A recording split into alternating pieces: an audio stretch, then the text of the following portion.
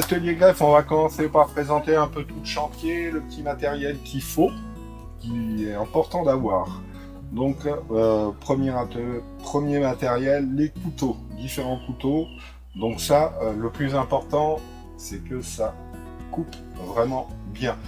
Plus votre couteau coupe bien, moins vous allez galérer. Ça, c'est certain. Donc on peut avoir, moi j'en ai un qui est un couteau d'office que j'ai cassé. Donc je m'en sers ça pour écarter l'écorce et ça pour tailler. Pour tailler, vous avez ce type façon serpette aussi qui est très bien. Vous avez un matériel plus sophistiqué qui là, pour les greffes, permet de décoller. Vous avez une spatule qui permet de décoller les écorces, qui est pas mal, et une petite lame pour toutes les entailles. Ça, c'est vraiment pratique, vraiment bien affûté, c'est polyvalent. Très efficace. Un bon cutter. Mais alors vraiment très efficace, même pour les doigts. Voilà, ouais. C'est super efficace. Là, à peine on touche la lame. Et théoriquement, si ceux-là sont bien affûtés, même efficacité pour les doigts. Voilà. Mastic à greffer, on va découper les arbres, on va faire des cicatrices. Là, il va être hyper important de colmater les brèches de manière à ce qu'il n'y ait pas trop d'évaporation, qu'on réunisse vraiment tous les facteurs importants pour la reprise de la greffe. Quand on a fait l'atelier taille, on n'a pas forcément mastiqué les embouts. Là, on va voir, ça va être primordial pour la réussite. Gel, alcool, de quoi désinfecter le matériel avant de commencer. On connaît toujours du matériel propre. Sécateur éventuellement pour prélever les greffons. On va y revenir après. Et après, on va attacher un petit peu. On va faire de l'assemblage. Donc pour ligaturer, on peut faire, comme disait Mimi, au début, nous, on avait commencé avec des morceaux de sac dans lesquels on avait découpé les lanières, à l'ancienne, rustique. Le bon vieux raffia, moi je préfère ça. Il existe dans le commerce ce qu'on appelle des élastibandes, très pratiques. Petit inconvénient, c'est vendu au poids, 500 grammes, il y en a 1000 et quelques. Voilà. Donc si vous faites beaucoup de greffes, c'est cool. Sinon, ça vaut pas le coup d'investir pour ça. Un autre truc que je fais récemment aussi, c'est avec le scotch. En fait, le scotch, ça fonctionne bien. Ça adhère au départ, ça permet de bien serrer. C'est plutôt pas trop mal. Comme je vous le disais, dans les outils, il y a cette superbe machine que vous aurez l'occasion d'essayer, qui est très bien.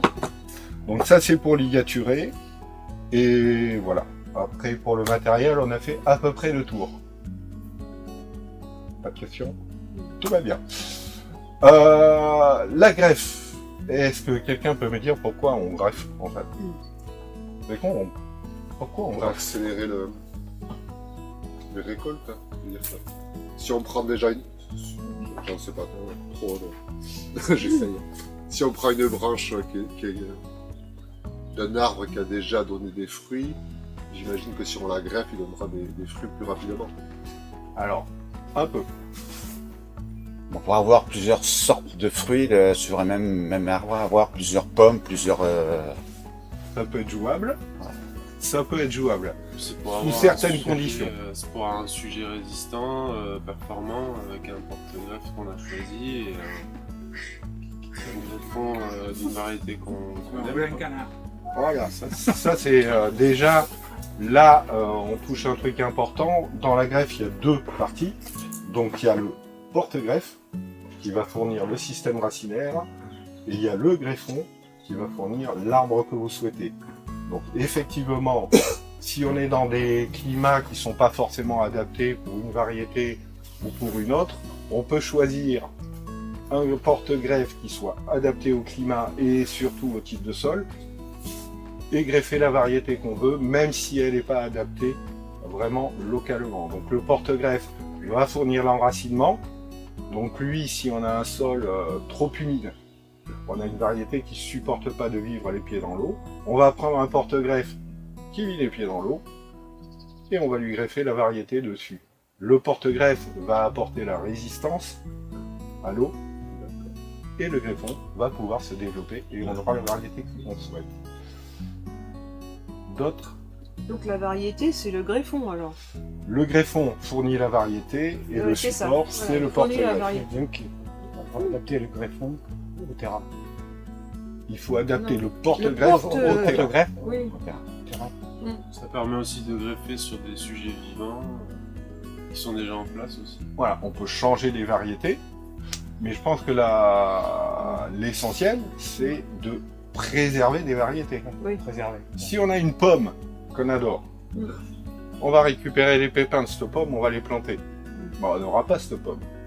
En fait, il y aura une pollinisation qui va croiser, on va avoir la génétique du pollinisateur et du pollinisé qui vont se croiser, et on aura une pomme qui sera entre deux, voire plusieurs variétés. Une abeille, elle se cantonne pas à 2-3 arbres, donc elle va croiser tout le patrimoine génétique, et le pépin qu'on aura planté ne sera pas celui de l'arbre. Voilà, il y aura une différence. Donc si on veut préserver des variétés, votre voisin a un pommier extra, vous voulez le même, vous n'avez pas le choix. Vous n'allez pas pouvoir récupérer le pépin. Un autre, donc on a parlé de la résistance, on va parler aussi de l'encombrement. Vous avez un grand jardin, vous pouvez greffer, votre arbre va être grand, ça ne va pas vous déranger. Vous avez un tout petit jardin, si vous voulez un pommier, si vous mettez sur un pommier franc, il y a des sujets de pommiers francs, ils font 10 mètres de haut, quoi. Dans un petit jardin, ça peut être embêtant. Si on prend des porte-greffes nanisants, on peut se retrouver en fait avec des variétés qui vont faire 2-3 mètres de haut. Vraiment. On peut avoir des porte-greffes moyens qui vont rentrer dans les 3-4 mètres et des porte-greffes après vigoureux.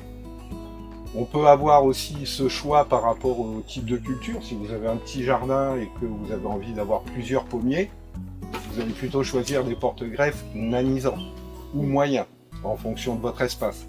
Là, dans l'agriculture maintenant, enfin dans l'arboriculture, quand vous voyez les vergers, les arbres, c'est des bébés, quoi. Ouais. Là, au niveau de la récolte, ça peut être intéressant d'avoir des sujets qui sont bas, parce que sur un pommier de 10 mètres, aller chercher aller, des hein. pommes du haut, Ouais. en règle générale, elles tombent naturellement, mais on ne va pas les chercher. Avec des sujets nanisants, vous pouvez avoir l'ensemble de votre récolte qui va être à portée de main. Voilà. Dans les vergers industriels, maintenant, on se retrouve vraiment, c'est quoi? C'est 2 mètres l'espacement entre les arbres, grosso modo. Ah oui. Ah ouais. Vous avez les arbres qui sont pas lissés, ils sont structurés, vous avez un sur Ouais. les branches et vous récoltez tout à la main. Eux, ils mécanisent même la taille maintenant. Ouais. T'as ils sont en rang, ils passent avec des machines et Tu le vois le long de l'autoroute quand tu vas à Bayonne, Oui. sur la gauche. Oui. Ah oui, oui, oui, c'est vrai qu'on en voit. Regardez, chez qui c'est ça? oui. C'est celui que tu rejoins quand tu vas. c'est celui de Tarnot, je sais plus comment il s'appelle. Ouais. J'ai plus son nom. Et vous regarderez les arbres, les pommiers, si vous voyez des pommiers francs, c'est énorme. Que ça. Là, ça reste à cette hauteur. Et là, vous avez facilité de cueillette, facilité d'intervention aussi au niveau de la conduite. Donc voilà, il y a plein de choix qui font que la greffe est importante. Mais avant tout, c'est garder la variété. Mm. Si on veut conduire, si on veut préserver des variétés, toutes les variétés fruitières que vous avez de pommiers, pruniers, poiriers, tout ce qu'on vous vend, ce sont des arbres qui ont déjà été greffés. Il est important de savoir quand on achète un arbre, quel porte-greffe on a. Parce que si on a des porte-greffes, si on a un petit jardin et qu'on veut un petit arbre, si on prend un porte-greffe vigoureux avec une variété vigoureuse, vous n'allez pas rigoler. Donc il est important au préalable de savoir quel porte-greffe on a besoin et de trouver un pépiniériste qui peut vous fournir ces renseignements. Là, je ne sais pas si on voit, mais c'est une coupe d'une branche. Une branche, elle va être constituée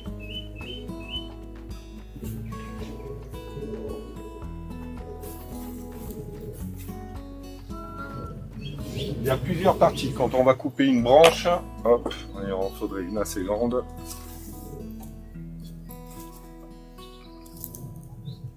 Hop, voilà, là on le voit à peu près. Vous avez le cœur, le cœur de l'arbre, en fait, cette partie ici. Là, on voit souvent quand on coupe un tronc, il y a une partie noire au milieu, plus foncée.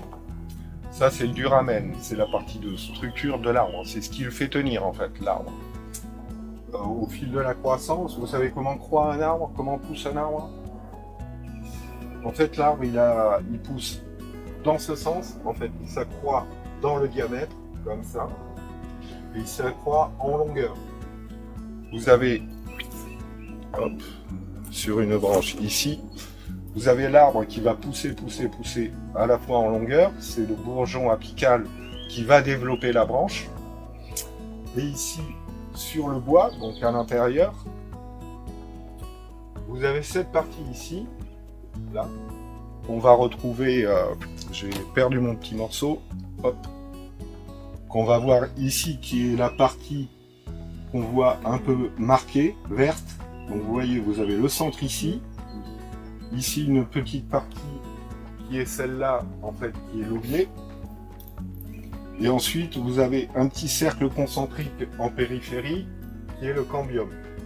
Le cambium, c'est lui, en fait, qui génère les cellules et qui permet à l'arbre de prendre de la largeur. Lui, il va produire des cellules dans ce sens pour fabriquer l'aubier, et des cellules dans ce sens pour fabriquer le libère. Donc lui, il va grandir comme ça autour d'une partie principale qui fabrique les cellules et qui s'appelle le cambium. Pourquoi je vous dis ça? Parce que là, au niveau de la greffe, ce qui va être essentiel, c'est que cette partie-là qui génère les cellules soit bien en contact, que la partie du porte-greffe et du greffon, il faut absolument que cette partie-là, les deux cambiums que vous allez assembler, soient en contact. On va voir plusieurs types de greffes. On ne pourra pas toujours mettre en contact, donc on voit que le cambium il va être présent sur toute la périphérie. On ne pourra pas toujours mettre en contact les deux parties entre le porte-greffe et le greffon, mais il est essentiel qu'il y en ait au moins une en contact. Si les deux cambiums du greffon et du porte-greffe ne sont pas en contact, d'un côté ou de l'autre, la greffe ne prendra pas. Voilà un petit peu pourquoi je vous explique tout ça. Vous avez des questions? Est-ce que c'est à peu près clair? Greffe. Plusieurs techniques. Hop. Tu le vois? Oui. C'est, Non, je le vois. Après, dans la greffe, il y a plein de techniques et il y a plein de périodes. Enfin, plein de périodes. Il y a deux grandes périodes et il y a plusieurs techniques en fonction de la taille des sujets. Si on a un gros arbre, on va peut-être le voir tout à l'heure. Hein. Un arbre un peu, on ne fera pas la greffe à l'anglaise, on ne fera pas de greffe en fente. Sur un gros arbre, on va faire plutôt de la greffe en incrustation ou de la greffe en couronne. Aujourd'hui, on va plutôt voir en fente et comme les sujets sont petits, on va peut-être voir en fente et anglaise. Anglaise compliquée. Donc on a vu qu'on allait assembler deux parties. Partie greffon, la variété qu'on veut greffer, et le porte-greffe. Là, il va s'agir d'essayer de faire, on va s'entraîner d'abord au mouvement. On va essayer de trouver le bon mouvement pour faire des tailles à peu près équilibrées. La greffe en anglaise, c'est une greffe en biseau. Alors attends, je vais prendre plutôt mon couteau, celui-là. Ce qu'on va faire, on va choisir les greffons qui nous intéressent. On va pas prendre la partie du bout. La partie du bout, souvent, ça correspond à la pousse qu'il y a eu en septembre. Les bourgeons sont pas tout à fait formés. On va pas prendre la partie du bas parce qu'on aura récolté les greffons en amont. Ça aussi, c'est assez important pour la réussite de la greffe, c'est d'anticiper les greffes qu'on veut faire. Pour les pommiers, on peut greffer à la volée, mais pour les autres sujets, il vaut mieux en janvier récupérer les greffons, les garder au nord, les garder au nord, au frais, à l'abri du vent, à l'abri de la lumière du soleil, pour pas qu'ils dessèchent, de manière à avoir un décalage végétatif. Là, les porte-greffes sont en train de démarrer, les greffons sont en retard, le porte-greffe va fournir la sève, va éviter que ça se dessèche, va se souder et va réalimenter le morceau de bois qu'on aura greffé. Donc plusieurs façons de faire. Je vais vous montrer peut-être la plus simple au démarrage. Donc on va faire la greffe en fente. La greffe en fente, c'est la plus simple à faire. Pardon. Donc on va prendre, là je le fais sur un morceau de bois. On va dire ça c'est notre porte-greffe. D'accord? Greffe en fente, super génial. On fait une fente. En fait. On va prendre sur notre porte-greffe. On va mettre notre couteau au milieu du porte-greffe. On va appliquer un petit mouvement gentil, doucement. Et vous voyez là, l'arbre, la branche commence à se fendre délicatement. D'accord? On enfonce notre couteau. Et là, on l'a fendu. On va choisir sur le greffon. Donc là, j'ai triché. C'est trop bon parce que là, le diamètre, il va être juste parfait. Autrement, on va choisir sur le greffon un diamètre à peu près équivalent. De manière importante toujours que les cambiums soient en contact. Sur notre porte-greffe, on va faire une sélection, on va regarder les bourgeons qu'il y a, et on va voir, il y en a qui sont secs, tu vois, ici il ne s'est pas développé, on voit ici il ne s'est pas développé, ici il est développé, ici il est développé, ok? Là on voit, non je vais vous le faire sur un diamètre différent, comme ça vous montrera bien. Là on voit cet œil, il est pas mal, il est bien développé. Ce qu'on voit ici aussi, important, c'est que on a une partie lisse. On n'a pas d'entre-nœud. Elle est assez longue. D'accord? Donc ça va nous favoriser. Quand on va faire notre mouvement, il sera plus régulier. Si on a un nœud, ça va forcer plus à un endroit et il y aura une petite bosse. D'accord? Donc on veut, greffe en fente, on va choisir l'œil qui nous intéresse. On va mettre son pouce dessus, ok. On va démarrer un peu au-dessous de l'œil et on va faire hop, une pointe. On retourne, on prend exactement au même niveau. Il faut qu'on soit parallèle à celle qu'on a fait, de manière à garder des deux côtés le cambium et hop, on affine. Voilà, on a un biseau. Ici, on va essayer de reprendre un peu là où on a commencé à couper, de manière à faire un léger épaulement. Donc un épaulement, c'est quelque chose qui va nous permettre de venir en appui sur la partie qu'on a faite. Donc là, on met un petit coup de couteau et on rabote délicatement. Voilà. On essaye d'avoir la coupe la plus droite possible, de manière à ce qu'il y ait le moins d'air possible dans le bois qu'on va rajouter. Ok, et on fait la même de l'autre côté. Donc toujours essayer de rester le plus parallèle possible. Ok. Voilà. Vous voyez. Hop. Ensuite, on a choisi un œil. Il est beau. On va se le garder. Il est là. On va en prendre. Alors là, c'est entre 2 et 4. Moi, personnellement, entre 2 et 4, je choisis 3. Là. Ici, on va sectionner la partie qui ne nous intéresse pas. On va sectionner, mais on ne va pas couper au sécateur. On va faire un petit tour comme ça avec notre couteau. Et on va casser la branche. De manière à ce qu'il y ait des petites aspérités. Encore, que ce ne soit pas parfait. Pour une fois, on va chercher à ce que ce soit pas parfait. De manière à ce qu'après notre mastic à greffer, il adhère bien sur le petit bout. Le sujet dans lequel on a fait la fente est ici. Et maintenant, ce qu'on va faire, c'est qu'on va partir et on va, hop,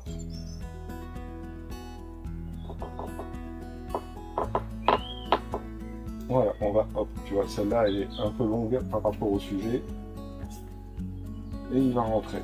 Voilà. Donc là, j'ai pris exprès un diamètre qui n'était pas équivalent. Ce qui va être important, c'est de, comme je vous le disais, de réajuster un des deux côtés. On voit là, il y a juste un tout petit peu de différence. Il y a juste un demi-millimètre de différence. On va vraiment mettre un côté complètement en contact au profit de l'autre. Là, on voit, on a notre épaulement. Et on a fait notre greffe en fente. Après, on va prendre, alors là, après au choix, hein, l'élastibande, ce qu'on veut. Je vais prendre l'élastibande parce que c'est plus, ça sera plus facile à défaire. Et après, l'idée de tout ça, c'est, comme on dit, il est important que les cambiums soient en contact. Donc maintenant, on va faire en sorte que les cambiums soient bien en contact. On va serrer tout ça. Alors l'élastibande, c'est très pratique. Hop, on fait des tours. On démarre du bas. On fait en sorte que l'élastique revienne, soit toujours sur l'élastique. On tourne. On peut faire la même avec le raffia. Nous, on va faire avec le raffia. Hop. Et on ramène tout ça jusqu'en haut, en faisant bien attention de vraiment toujours bien serrer tout ça. Voilà. Et là, normalement, on ferme. Je ne vais pas le faire parce que je vais les détacher après. Et là, on ferme et on aura effectué notre superbe greffe en fente. Voilà. Il nous restera à mastic là-dessus, et si on veut être encore plus sécurisé, on repasse aussi du mastic sur l'élastibande. Sur l'élastibande, c'est pas forcément important, parce que là, vous avez une étanchéité qui est faite par l'élastique et qui est vraiment bonne. Après, quand on fait avec le raffia, des fois, il y a des petits espaces. Avec le raffia, moi, je préfère mastiquer, en fait. Ça vous paraît clair ? On fera la greffe à l'anglaise après. Maintenant, vous allez prendre vos petits couteaux. Donc, là, les variétés, c'est quoi? Le porte-greffe, c'est... Alors là, c'est sol sur sol. Là, c'est sol sur sol. Ça, c'est pour s'exercer. Ça, c'est pour Ouais, s'entraîner. c'est de capter le truc, là. Ok. Ça, c'est là, pour là, prendre- c'est les deux lèvres, pareil. Voilà, là, ce qui est important, c'est de prendre bien la main pour le coup de couteau, de voir comment ça marche, de bien sentir comment réagit le bois, de prendre l'habitude la fente, de la faire en douceur, de bien réussir les biseaux. Donc ça demande juste un peu d'entraînement. Donc moi, ce que je vous propose, avant, où je vous montre la greffe à l'anglaise, où on fait un petit peu de chaque, je vous propose là, moi, de vous entraîner un peu, d'essayer de faire. Vous allez vous prendre... ici, on a du matériel végétal que vous pouvez utiliser. Vous prenez vos couteaux et vous y allez.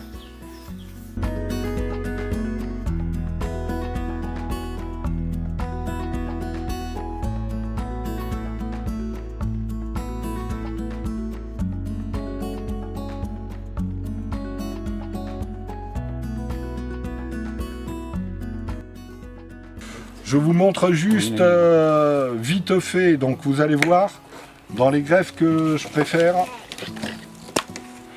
c'est anglaise compliquée, qui est plus simple que l'anglaise. Je sais pas Ouais, pourquoi c'est pas on l'appelle terrible, ça. compliquée, mais Ah, c'est pas mal. Compliqué.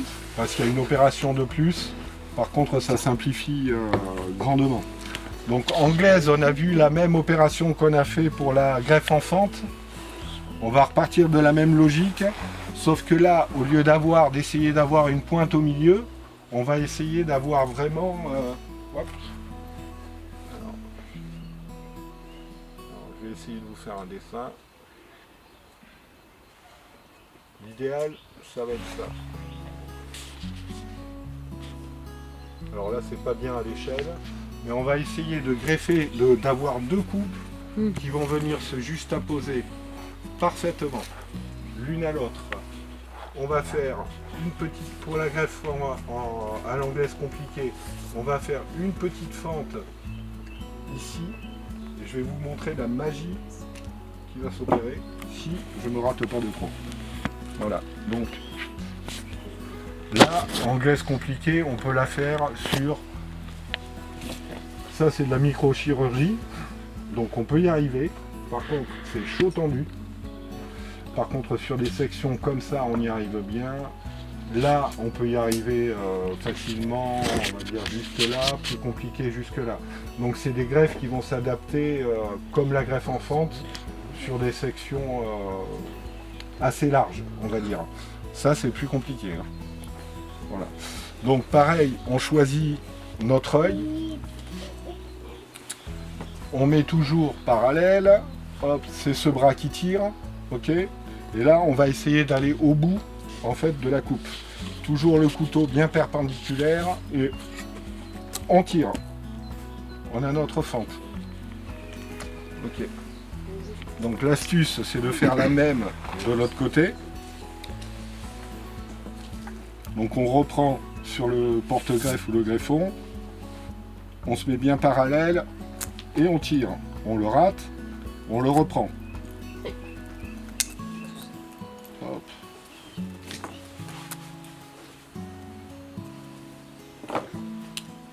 Voilà. L'idée, on peut voir si on l'a bien réussi en fait en apposant le dessus sur le couteau. Si il y a du jour, on va vite le voir avec la lame du couteau. Donc là, on voit que la coupe, elle est pas mal. Vous voyez l'importance de ne pas avoir d'internœud, de ne pas avoir de nœud, c'est qu'à chaque fois, il va y avoir un petit endroit où ça va être un poil plus dur. Là, il faut vérifier ensuite que nos longueurs de coupe sont bonnes. Donc là, on voit un coup de bol. Hein. Non, je plaisante.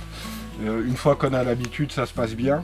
On voit que nos parties, en fait, se juxtaposent vraiment bien. On va prendre notre porte-greffe. 2/3 supérieur en haut. Ici, sans forcer. Hop. On fait rentrer notre lame de couteau délicatement, gentiment, tranquillement. Ça descend tout seul. On force pas pour pas se ruiner des...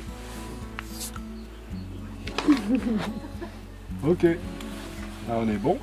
2/3 supérieur sur celui-là. Notre greffon, la même. Aussi 2/3 supérieur.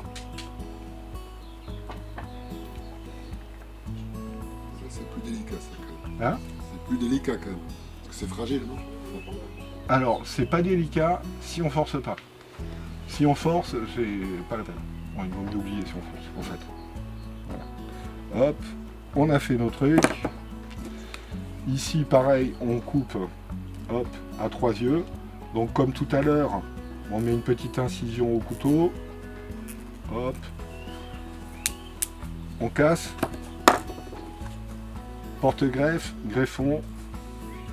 On voit ici, hop, là où on a fait les petites fentes, on pousse un peu, ça s'écarte, on en fiche, et voilà.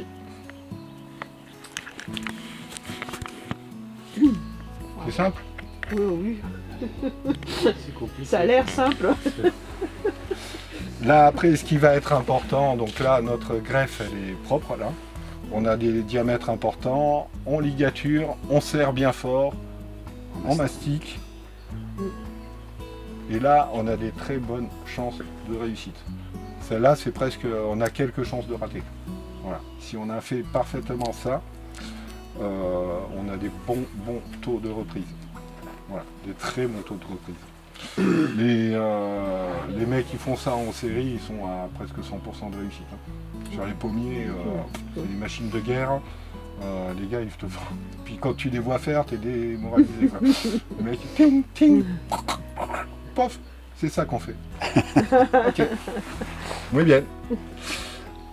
Vous vous êtes bien amusés, vous avez bien rigolé. Allez, vous voulez essayer? Anglaise compliquée? Ça vous fait peur? Si, on va Non. tester. Ouais, les couteaux, je...